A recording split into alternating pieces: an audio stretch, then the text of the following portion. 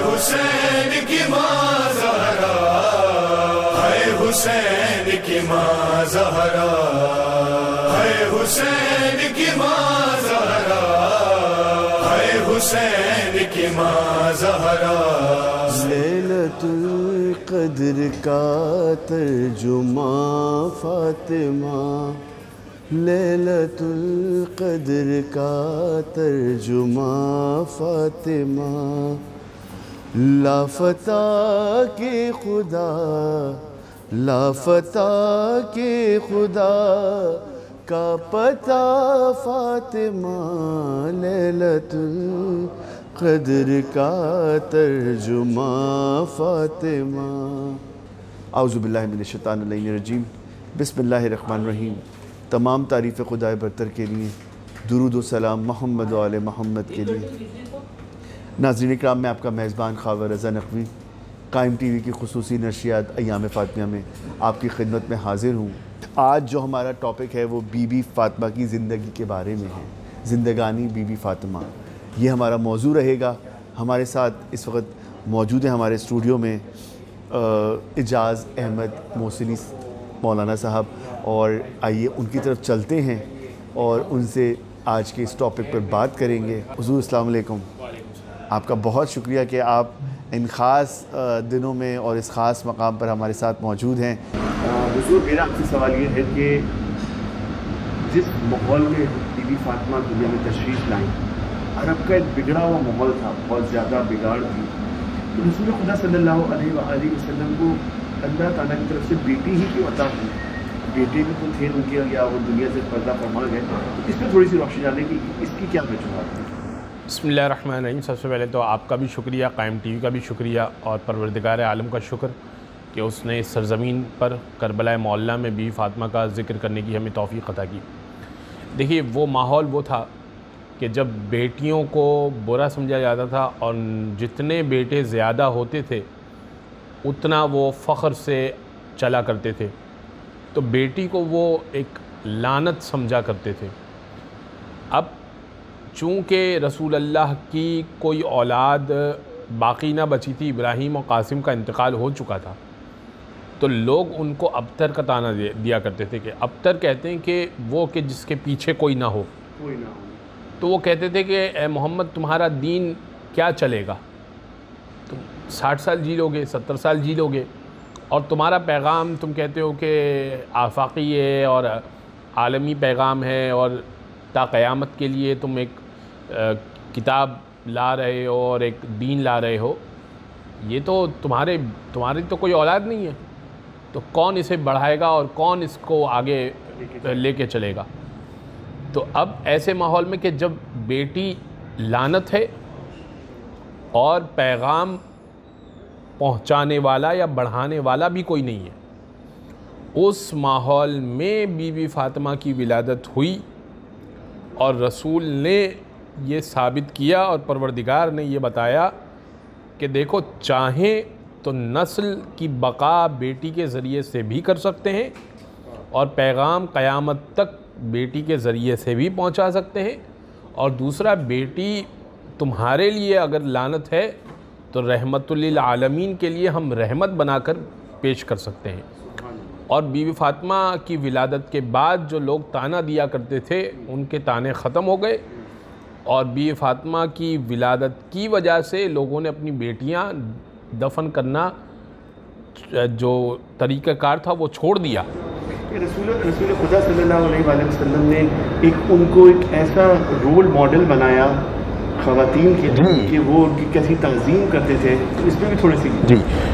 इसमें बीवी फ़ातिमा के ये मुतअद्दिद अहले सुन्नत ने भी रिवायतें लिखी कि जब बीवी फ़ातिमा जब किसी जगह पर दाखिल होती, किसी घर में या जिस बज़्म में रसूल तशरीफ़ फरमा होते, क़ामा इलैहा, तो उनके एहतराम में खड़े हो जाते थे। इलैहा का मतलब ये नहीं है कि उनके लिए खड़े हो जाते, इलैहा यानी बढ़ के खड़े हो जाना। एक है कि मैं अपनी जगह से खड़ा हो जाऊं और आपका इस्तकबाल करूं, आपको कहूं कि आइए बैठिए। एक ये कि मैं आपकी ताज़ीम में खड़ा हूं, झुक के खड़ा हूं। कामा इलैहा व अजलसहा फ़ी मजलिसिही, और सैयदा को उस जगह बिठाते थे जिस जगह पर रसूल अल्लाह बैठे हुए होते थे, अपनी आबा बिछाते थे और फिर सैयदा से कहते थे कि आप मेरी जगह पर। यानी रसूल बता रहे थे कि अगर मेरी जगह पर कोई खातून अगर बैठने की अहलियत रखती है वो फातिमा ज़हरा है। क्या उनका मर्तबा, क्या उनकी फजीलत। तो अच्छा हुजूर, इसी की बात को हम आगे चलते हैं। सवाल और है कि मौलाए कायनात से जब अब्द का सिलसिला हुआ तो मौला अली ने उनसे किस तरह हाथ मांगा, और जब ये रुखसती का वक्त आया और जब ये शादी का सिलसिला शुरू हुआ तो रसूल खुदा सल्लल्लाहु अलैहि वसल्लम ने बीवी को जहेज़ में क्या क्या दिया? ये रिवायत जो लिखी है आयतुल्लाह सैयद कासिम क़ज़वीनी तबातबाई ने लिखी है, और फ़ातिमा तो मिनल महद इलल लहद।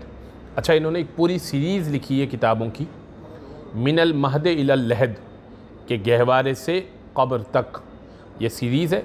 अब अली मिनल महद इलल लहद, अली गहवारे से कब्र तक, फ़ातिमा गहवारे से कब्र तक, रसूल गहवारे से कब्र तक, हसन गहवारे से, ये इला मेहदी तक ये लिखी है। उसमें वो लिखते हैं कि जब मौलाए कायनात चाहते थे कि बीवी फ़ातिमा के यहाँ हाथ मांगें या रसूल अल्लाह के यहाँ रिश्ता भेजें, तो रसूल ग्रामी के यहाँ, तो मौलाए कायनात को कुछ झिझक थी कि कैसे मैं रसूल का साथ देता हूँ और अब मैं उनके घर में रिश्ता भेजूँ। मौलाए कायनात रिश्ता लेने के लिए, तो उस वक्त जिब्रील ने आकर रसूल अल्लाह से कहा कि अब जो आ रहा है उसके बारे में आप मना मत कीजिएगा, ये अल्लाह का हुक्म है। सुभान अल्लाह, सुभान अल्लाह। तो वो तो कुछ ना कह सकेगा, वो तो कुछ ना कह सकेगा, मुमकिन हो तो बढ़कर आप पूछ लीजिएगा।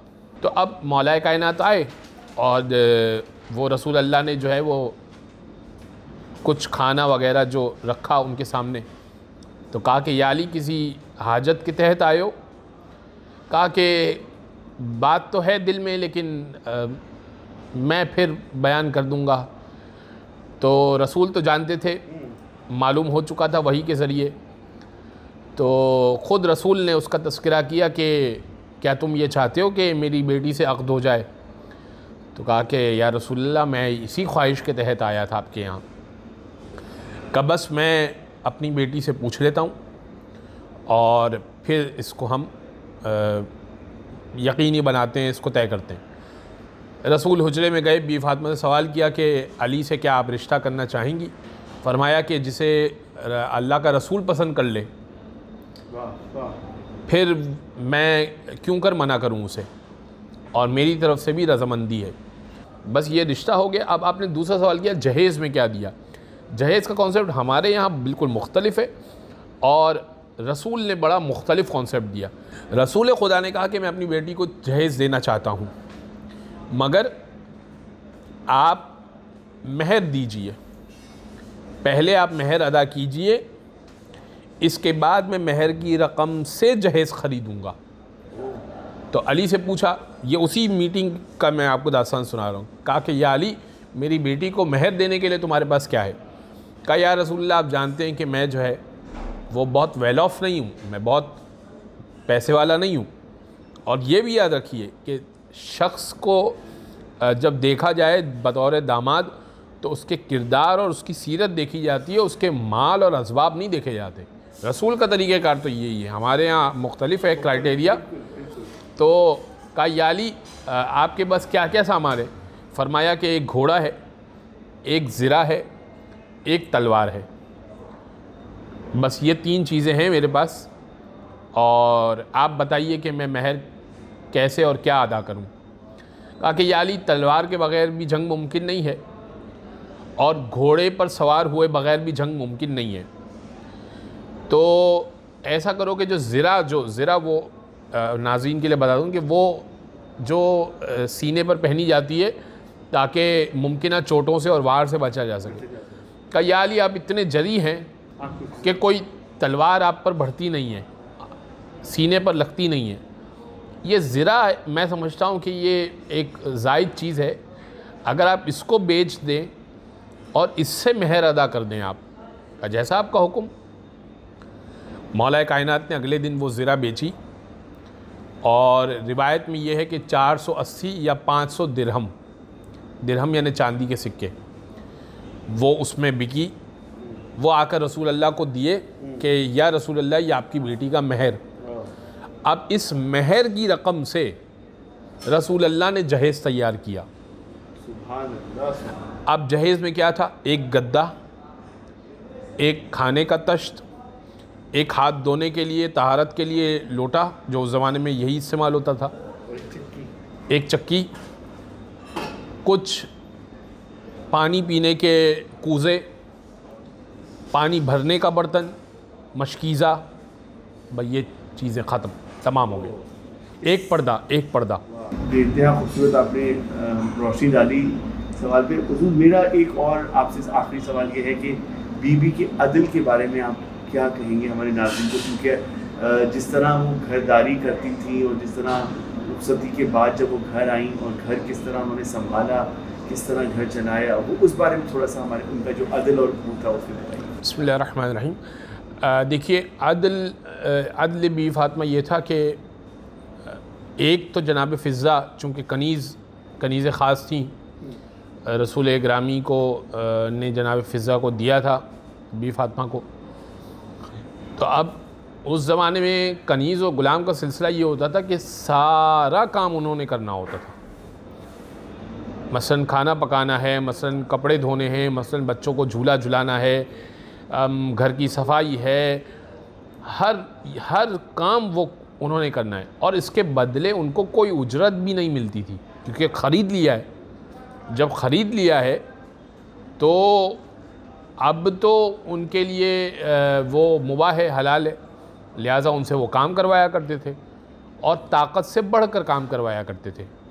जबकि सैयदा ने ये काम किया कि जनाब फ़िज़्ज़ा से कहा कि ए फ़िज़्ज़ा, एक दिन आप काम करेंगी, एक दिन मैं काम करूंगी, और आप भी इबादत को वक्त दीजिए और मैं भी इबादत को वक्त दूंगी।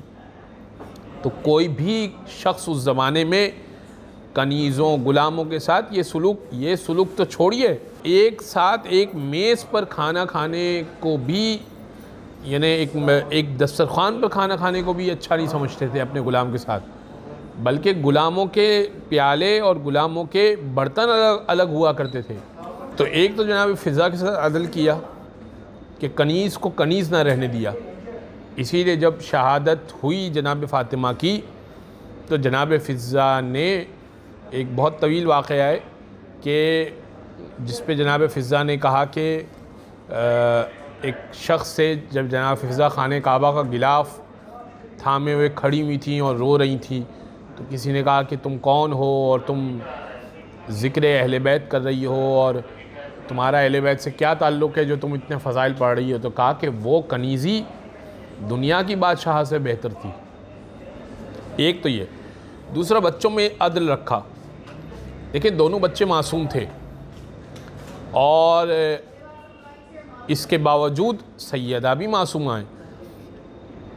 अदल क्या रखा, वो वाक़या बड़ा मशहूर है कि जब दोनों ने अपनी ख़त्ताती पेश की कि ए बीबी, ए सैयदा, ए मादर ग्रामी, ये बताइए कि हम में से बेहतर किसने लिखा है। दोनों बच्चों ने ख़त्ताती की और अपनी माँ को पेश की। अब किसी एक को बेहतर कहना और दूसरे को कहना कि तुम्हें अभी ज़रूरत है मेहनत की, आम तौर पे माएँ करती हैं इस तरह। छोटे बच्चे को कहा कि अभी तुम थोड़ा मेहनत करो, बड़े भाई को इससे सीखो। लेकिन सैयदा ने ये नहीं किया। सैयदा ने कहा कि दोनों बेहतर हैं, दोनों अपनी जगह बहुत अच्छा है। तो बच्चों ने इसरार किया कि नहीं, इनमें से आप एक को चुने। तो बीवी सैयदा ने कहा कि अच्छा, मैं तस्बीह के दाने बिखेरती हूँ, जो तुम में से ज़्यादा दाने समेट ले जल्दी जल्दी, बस उसके हक़ में फ़ैसला हो जाएगा, वरना मेरे नज़दीक दोनों बराबर हैं। तो अब वो 7 दाने थे। जैसे ही अपनी तस्बीह तोड़ी और दाने बिखेरे तो 3 हसैन के हाथ में आए और 3 हसन के हाथ में आए। 3 हसन के हाथ में आए, 3 इमाम हुसैन के हाथ में आए। और फ़ौरन जिब्रील ने एक दाने को आधा आधा किया और दोनों के हिस्से में आधा आधा। यानी एक तो परवरदिगार ये कह रहा है कि जो सैयदा ने फ़ैसला किया वो हक़ है, दोनों का मामला जो है वो बराबर है। तो ये बच्चों के दरमियान अदल कीजिए आप। ये यानी नाज़रीन को ये समझना चाहिए कि अपने बच्चों को एक उस तरीके से लेकर चलें कि बच्चे को एहसास कमतरी ना होने पाए। सुभान अल्लाह। आखिर में कुछ मसाइब जो कि बीबी का जो मरसिया था उससे कि दुनिया से जब वो जा रही हैं और मरसिया करती हुई तकलीफ़, क्योंकि बैतुल हुज़्न बनाया था मौला अली ने कि उस मकाम पर वो जाके रोया करती थी, गिरिया करती थी, बच्चों को साथ लेकर जाती थी। तो उस पर थोड़ा सा बताइएगा कि वो वक्त क्या था कि जब मदीने से बार बार मौला अली से कहा जा रहा था कि उनसे क्या एक वक्त बनाने रोने के लिए, और फिर मदीने से बाहर जाकर जो बैतुल हुज़्न बनाया वो थोड़ा सा उसके हमारे पास। वो दरबार का वाक़या ये था कि जब दरबार में झुटलाया गया और बीबी ने वसीयत भी कर दी कि अब मेरे जनाजे में वो ना आए जिन्होंने मुझे दरबार में झुटलाया है। और सैयदा ने ये कहा कि मैं खुल के रोना चाहती हूँ। रोना इंसान का एक फ़ितरी अमल भी है और एक उसका हक़ भी है। और जब वो बीवी ना रोने दिया गया तो एक बैतुल हुज़्न बनाया गया और आज उस बैतुल हुज़्न को भी ढा दिया गया है। यानी आप गौर कीजिए कि क्या बदबख्ती है कि क्या बुग़्ज़ का आलम है बीबी फ़ातिमा से कि कब्र को भी ढा दिया गया है और उस घर को भी ढा दिया गया है जहाँ सैयदा रोया करती थी, फ़कत इस खातिर कि सैयदा के कातिल आश्कार न हो सकें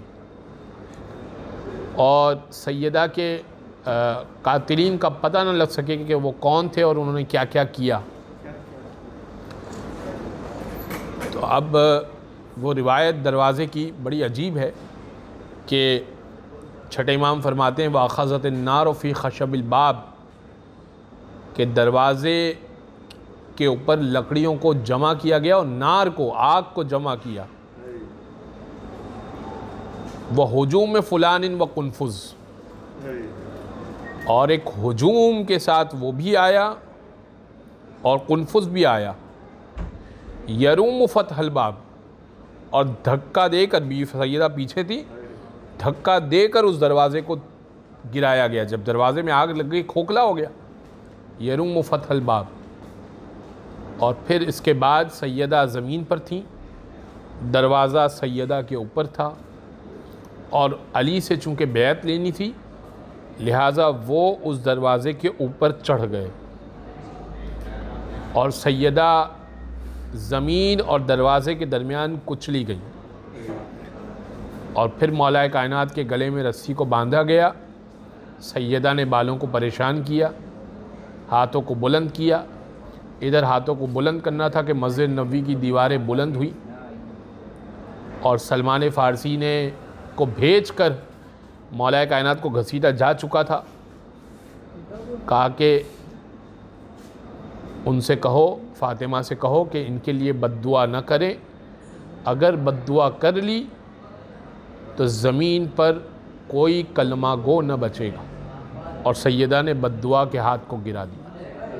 एहसान बीवी फ़ातिमा कि आज मुसलमान ज़िंदा है, मौजूद है, तो इस बड़े जुल्म के बावजूद सैयदा ने बद्दुआ नहीं।